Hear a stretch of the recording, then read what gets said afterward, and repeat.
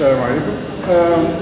Tout d'abord, je voulais remercier nos amis du mouvement des droits et des libertés. C'est Armira qui m'a invité, donc j'ai découvert comme vous, je découvre aujourd'hui ce mouvement. Je suis très content qu'il ait pu nous offrir un espace de discussion et de débat. Tarmira m'a proposé de parler de ce qui se passe dans le monde arabe, son impact possible ou réel sur l'Algérie. J'avoue que c'est un exercice très délicat parce qu'il y a une telle accélération de l'histoire autour de nous qu'il est très difficile d'identifier tous les tenants et tous les aboutissants. D'autant plus que quand il y a une accélération de l'histoire et de l'actualité, quand vous n'êtes pas un acteur, il devient encore plus complexe d'évaluer l'impact sur nous. Donc je me propose de vous parler de ce sujet en 3 points. Doit-on parler de réveil, de révolte, de révolution? Comment qualifier ça? Est-ce que c'est une évolution interne du monde arabe ou est-ce que c'est une évolution globale et que ce qui se passe dans le monde arabe n'est qu'un impact de l'évolution globale? Et enfin, avec vous, on pourra parler de l'impact de ces changements dans le monde arabe sur l'Algérie, sur la perception que les Algériens se font de ces changements et sur la perception que le pouvoir se fait de ces changements. Voilà à peu près les 3 points que je vais essayer d'évoquer avec vous. Peut-on parler de révolte, de réveil, de révolution, d'événement? Je ne sais pas. Les anglo-saxons parlent de réveil. Les arabes parlent de printemps. Les masses qui font ça parlent de révolution, parce qu'à partir de leur propre perception, c'est une révolution. Le citoyen qui est fait Maïdan Tahrir, ou bien le Tunisien qui est sorti, pour lui c'est une révolution. Le changement de régime est une révolution. La perception qu'on se fait au niveau de l'intelligentsia, ce n'est pas une révolution, parce que la révolution n'est pas un changement d'homme, c'est un changement de mode de gouvernement, c'est un changement d'institution, c'est un changement de fonctionnement total de l'État. Donc, et puis moi, en tant qu'Algérien, je suis très jaloux. Je n'aime pas beaucoup le mot révolution parce qu'il a été très galvaudé. Peut-on considérer que ce que nous avons fait, nous, est une révolution? Si nous considérons que ce que nous avons fait, nous, est une révolution en 1954, nous ne pouvons pas considérer le coup d'État contre le roi Farouk en 1952 comme une révolution. Les Égyptiens le considèrent comme une révolution. Nous ne pouvons pas considérer le coup d'État de Kadhafi contre le roi Snoussi comme une révolution. Or, lui le considère comme une révolution.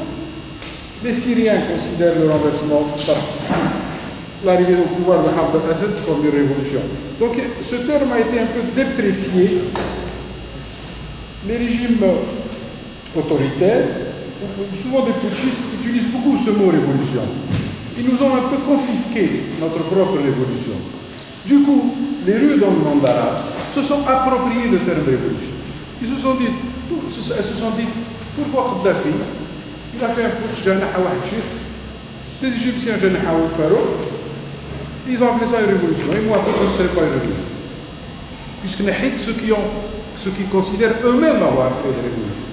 Je pense qu'il y a une double perception institutionnelle chez nous, mais il y a une perception populaire chez ceux qui ont fait ça. Est-ce que c'est un réveil? Et là, si nous disons réveil, ça veut dire qu'il y a, c'est un processus, ce n'est pas un réveil brutal, c'est un processus. Là, nous entrons dans le rapport entre ce qui se passe dans le monde arabe et ce qui est un peu plus global. C'est-à-dire, ces révoltes, ou ces réveils, ou ces révolutions, appelez-le comme vous voulez, dans le monde arabe, c'est le terme d'un processus. C'est un processus très lent. C'est un processus global qui a touché l'Amérique latine dans les années 80, qui a touché l'Europe du Sud dans les années 80 également. Souvenez-vous, l'Espagne était jusqu'en 1975 sous Franco. L'Amérique latine était dirigée par des dictatures militaires jusqu'aux années 80. L'Asie était dirigée par des dictatures militaires jusqu'aux années fin des années 80. Donc ce qui se passe dans le monde arabe en ce moment n'est qu'une 4e génération de réformes qui touchent une partie du monde arabe. Il reste un peu l'Afrique. une partie d'Afrique subsaharienne a connu ces mutations ou ces transitions démocratiques, il reste que l'Afrique centrale et un peu l'Afrique australe qui n'a pas été touchée par des remises en cause des systèmes de gouvernement. Nous ne pouvons pas considérer en même temps nous ne pouvons pas considérer en même temps que c'est seulement un effet de la globalisation. Considérer que c'est seulement un effet de la globalisation, c'est ne pas reconnaître qu'il y a des évolutions internes dans la société. Le niveau d'alphabétisation, l'élévation du niveau de vie, l'interpénétration, une sorte de transversalité. Ce qui se passe aujourd'hui à l'autre bout du monde est connu en temps réel en Algérie. Tout ça, ça fait que les rapports sociaux à l'intérieur d'une société changent. Cela veut dire également que la démocratie est aussi une demande interne. Ce n'est pas l'identification, ce n'est pas uniquement l'identification à un mode de gouvernement qui a réussi par ailleurs. C'est le moins mauvais de tous les systèmes de gouvernement, cette démocratie. Ce n'est pas parce que l'Algérien s'identifie à un modèle, qu'il modélise un système, que ce n'est pas, qu'il ne peut pas connaître cette évolution chez lui. C'est une évolution aussi interne. Nous avons connu ce phénomène pendant les événements d'octobre 88. De tout ce qui s'est écrit sur octobre 88, problème interne au sein du parti, lutte de pouvoir, manipulation de l'étranger, le mot avara, très peu s'est écrit sur la demande interne de liberté, sur une aspiration naturelle d'un peuple qui a considéré que l'indépendance, la lutte de libération avait apporté l'indépendance sans apporter la liberté, et qu'il avait fait sa quête de liberté. Donc c'est un saut qualitatif dans la société, une évolution normale dans la société. Pourquoi nous n'acceptons pas les évolutions normales dans notre société? Nous n'acceptons pas les évolutions normales dans notre société parce que nous sommes dans une société qui n'a connu que des ruptures violentes. Rien n'est organisé, rien n'est prévu, tout est subi. Dès qu'on subit quelque chose, on s'adapte, on essaie de corriger. Voilà des ruptures violentes. Octobre, l'avènement de l'islam politique, tout ce qui se passe chez nous, ce n'est pas une société qui programme son destin. C'est une société qui subit souvent des crises ou des contraintes externes. Et parmi les contraintes externes que nous sommes en train de subir aujourd'hui, qui a eu une influence directe sur le calendrier, sur l'agenda politique d'Algérie, ce qui se passe dans le monde arabe. La preuve, nous en parlons. Je crois que ça devient un problème d'agenda interne. Ce n'est plus un problème externe. C'est devenu en Algérie, le discours, souvenez-vous, le discours du président du 15 avril est intervenu après Tunis. Il n'est pas intervenu avant Tunis. La constitution de 89 est intervenue après les événements d'octobre. Donc, nous réagissons toujours à une situation parce que nous la subissons. Est-ce que chez nous,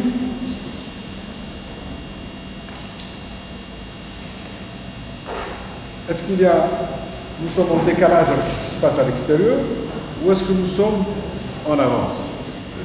Est-ce que la culture politique en Algérie a subi un processus normal d'évolution, ou est-ce qu'elle a subi beaucoup plus une influence externe que sa propre dynamique interne?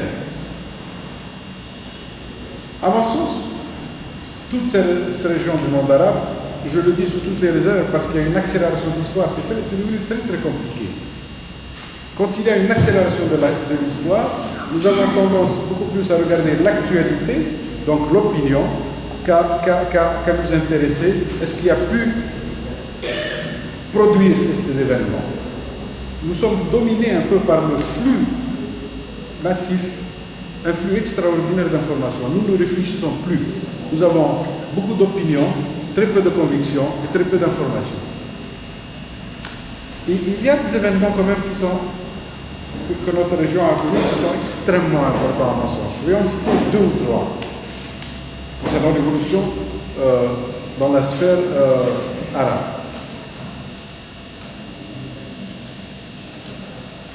Un événement important auquel nous n'avons pas fait très attention, c'est le fait que le nationalisme arabe dans les années 50 et 60, pour ceux qui ont suivi l'histoire du monde arabe, dans les années 50-60, tout le nationalisme avait des relations, disons presque une certaine animosité pour les Turcs et les Iraniens. Tout le nationalisme arabe s'est construit, son socle doctrinal, c'était ça. Un héritage très ancien de l'animosité qu'avaient les Arabes et les musulmans sunnites contre les chiites et les ottomans. Ce qui est en partie responsable des alliances que nous avions connues dans les années 70 entre les Turcs et Israël, les Turcs et les États-Unis, et le Shah d'Iran et Israël. C'est une situation qui n'est pas très ancienne. Elle a à peine 30 ans. Regardez l'évolution de cette région en 30 ans. La Turquie n'est plus l'ami d'Israël, l'Iran n'est plus l'ami d'Israël. Et ça, c'est fondamental dans la recomposition géopolitique de cette région. C'est fondamental dans l'émergence de l'islam comme force politique. Comme force politique par opposition à l'hégémonisme occidental. Pas seulement comme force politique intérieure, parce que ce qui a donné cette homogénéité à l'islam, c'est aussi la Palestine. C'est la seule chose sur laquelle les musulmans s'entendent. Pour le reste, ils ne s'entendent sur rien, même pas sur le jour de l'Aïd, ni sur le jour d'Ashura. Ils s'entendent uniquement sur la question qu'il y a une certaine agression, une agressivité, une arrogance occidentale dans la question de la Palestine. Ça fédère énormément le sentiment de frustration et le sentiment anti-occidental et anti-américain chez les musulmans. Deuxième évolution, à mon sens, extrême. Donc nous disons que le nationalisme arabe dans les années 50-60 était constitué, reposé sur une base ethnique. C'était un nationalisme arabe, donc il rejetait tout ce qui est turc, tout ce qui est iranien. Les choses ont changé depuis 2002 et l'arrivée de l'AKP en Turquie, et puis avec l'arrivée de Khomeini également en Iran. Deuxième question qui est à mon sens fondamentale, c'est la question des attentats de septembre 2001. Une des implications des attentats de septembre 2001, c'est que tout ce qui réfléchit aux États-Unis, c'est think tank, c'est le département d'État, le Pentagone, l'intelligentsia américaine, a réussi à convaincre l'administration américaine qu'il ne servait à rien d'affronter militairement l'intégrisme. Qu'on ne pouvait pas gagner la bataille contre l'intégrisme. Parce que ça procède d'une architecture mentale, éthique, morale, religieuse. Vous ne pouvez pas combattre une construction éthique, une construction religieuse. Ils ont fait l'expérience. Et la conclusion à laquelle sont arrivés les Américains, elle est très simple. Nous sommes en train de la vivre. La seule façon de lutter contre l'intégrisme, c'est d'encourager l'islamisme modéré à l'intérieur du monde musulman. L'antidote à l'intégrisme, à toute forme d'intégrisme, c'est un islam modéré. C'est l'avènement d'un islam modéré. Ce n'est pas la démocratie. Ce n'est pas la démocratie qui peut constituer un frein au développement de l'intégrisme armé. Cette forme d'intégrisme, cette forme d'islamisme politique, soft, light, qui perçoit très bien l'Occident, qui n'a pas de problème avec l'Occident, qui diffuse un discours comme les Turcs. Les Turcs, regardez le slogan des Turcs, ce n'est pas la charia ni le djihad, c'est le développement et la justice. Et là, sur le problème, sur le modèle turc, je ne partage pas beaucoup l'avis de beaucoup d'intellectuels et beaucoup d'hommes politiques algériens qui pensent que la solution réside dans la laïcité. L'AKP s'est construit justement contre le discours laïque. L'AKP est une émergence de la paysannerie de l'Anatolie, du Nord. La laïcité est une valeur qui est extrêmement défendue par la classe moyenne, occidentalisée, qui est très fière de l'héritage d'Atatürk. Mais la seule différence en Turquie, il y a un phénomène de sédimentalisation. C'est ça, sédimentation.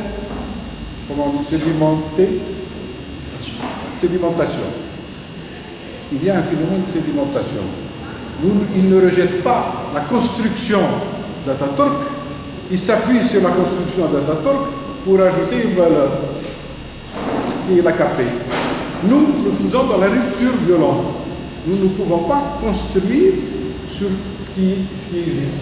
Nous déconstruisons, nous sommes des héritiers de la construction de Jacques Derrida. Hein? C'est la déconstruction. Nous déconstruisons pour reconstruire. Ça fait partie de notre culture politique, nous les Algériens, de notre mental. Il faut déconstruire pour reconstruire. Enfin, troisième événement, ce processus, ces mouvements sociaux dans notre région ne sont pas nouveaux. Et ils n'ont pas commencé en Algérie. Les émeutes du pain ont commencé au Maroc, en 81. Les émeutes du pain et la mise en cause du système Bourguiba ont commencé en 80, 83, 84. Donc ce que vous voyez en Tunisie n'est pas quelque chose sui generis. On se lève le matin, il y a une révolte en Tunisie. Non, il y a une très forte construction de la contestation politique en Tunisie. Il y a une classe moyenne, il y a un syndicat qui a été fondamental dans la libération en Tunisie. C'était le syndicat qui était l'animateur du mouvement national en Tunisie. Donc si le syndicat occupe une place particulière aujourd'hui, ou la classe moyenne a un rôle particulier en Tunisie, ce ne sont pas des événements qui sont nés avec ce qui vient de se passer en Tunisie. Maintenant, les conséquences chez nous. J'en termine. Je termine avec cet aspect conséquences chez nous. Chez nous, nous avons une double perception. Le peuple a une sympathie pour ce qui se passe et il fait une projection chez lui. Les gouvernants ont peur de la contagion et prient tous les matins que cela ne réussisse pas, que ces expériences échouent. Donc nous sommes un peu dans deux perceptions différentes, gouvernants et société.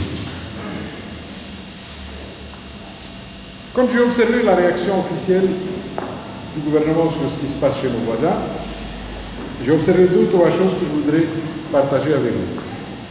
Un, dans le discours politique, il y avait une discordance extraordinaire. Les uns disaient printemps officiel, dans le discours officiel. Les autres disaient révolte, au premier niveau de révolution, au premier niveau des événements en Tunisie. Donc, même au niveau du discours officiel, il n'y avait pas une cohérence. Pour ne pas dire qu'il n'y avait pas consensus dans la perception. Deuxième chose, ça a créé un décalage entre ce que les Algériens pensaient des événements dans le monde arabe et comment le gouvernement voyait ça. Les Algériens avaient de la sympathie, le gouvernement avait de la méfiance, ils préféraient attendre. Mais je pense que la chose la plus négative que nous avons pu vivre ensemble, c'est pour la première fois que nous avons assisté à une rupture du consensus national autour de la politique étrangère. Nous n'étions pas d'accord sur quelque chose qui se passait en France. Nous n'étions pas d'accord. La rue était divisée, la classe politique était divisée, alors que la responsabilité de chaque gouvernement est considérée comme une question de sécurité nationale et de promouvoir le consensus national autour de la politique étrangère. Nous sommes un gouvernement qui n'a pas la mission de promouvoir le consensus national autour d'une équipe de football ou autour d'un événement. il doit promouvoir un consensus national autour des questions de politique étrangère, parce que les questions de politique étrangère, je dis bien politique étrangère, pas diplomatie, parce que souvent chez nous la confusion est faite entre la diplomatie et la politique extérieure. La diplomatie n'étant qu'un outil de la politique extérieure. Ce qui intervient dans la formation de la politique extérieure, c'est la défense, l'économie et la diplomatie. Donc la diplomatie n'est qu'un opérateur de politique extérieure. Ce n'est pas le seul opérateur de politique extérieure. S'il y a une rupture de consensus sur la question de politique extérieure, ça pose donc le problème de rupture de consensus sur la politique de sécurité nationale. Nous ne sommes pas d'accord sur ce qui se passe à nos frontières. Si nous ne sommes pas d'accord sur ce qui se passe à nos frontières, ça veut dire que la moitié du peuple peut faire une allégeance à ce qui se passe chez ses voisins. Il a plus de sympathie pour les Tunisiens que pour son propre gouvernement sur la question de la Tunisie, par exemple, et sur la question de l'Égypte. Moi, j'ai regretté, je l'ai dit à plusieurs reprises, qu'il n'y ait pas une information globale, une information sincère, une information crédible des Algériens, de la classe politique, de l'intelligentsia, des universitaires, sur la réalité de ce qui se passe entre nous. Si l'universitaire n'est pas informé du réel, pas de ce qui se publie dans la presse, l'universitaire a besoin de savoir ce qui se passe réellement. Et dans tous les pays du monde, les think tanks, le ministère des Affaires étrangères, le mouvement associatif, les journalistes sont... On me signale que j'ai été trop bavard sur l'Algérie, donc je sais pas, ok. Et aussi, ces crises nous ont enseigné, à mon sens, une chose qui nous fait tous mal, c'est l'absence d'audiovisuel extérieur. Nous sommes des consommateurs purs d'information. Nous ne produisons rien sur l'information sur le marché international. L'information internationale, nous la consommons, mais nous n'avons aucun apport à l'information internationale concernant les crises que subissent nos voisins, la région, l'Égypte et la Syrie. Je vous remercie.